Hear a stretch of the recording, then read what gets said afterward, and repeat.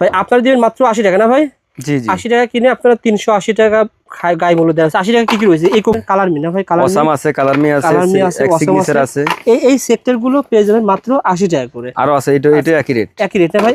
তারপরে এটার এই বড় সাইজগুলো একটু বড় সাইজ দেখেন ভাই, বড় সাইজগুলো রেট বেশি। এই ফগ আর এই ফগ পার্থক্য আছে ভাই।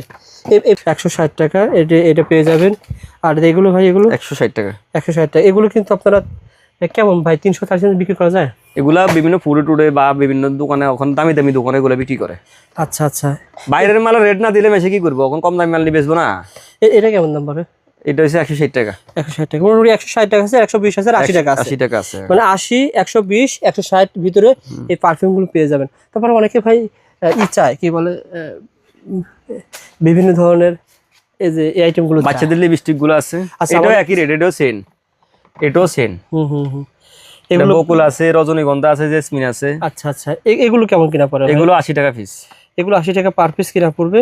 এগুলো আপনারা 250 টাকা সেল করতে পারবেন। বিভিন্ন ব্র্যান্ডের রয়েছে, নাম পার্থক্য। আর এই আইটেমগুলো ভাই, এগুলো বাচ্চাদের লিপস্টিক 120 টাকা ডজন। 120 টাকা, 10 টাকা পিস কিনা পড়ে ভাই? জি জি 10 টাকা পার পিস কিনা এগুলো 20-30 টাকা সেল করতে পারবেন।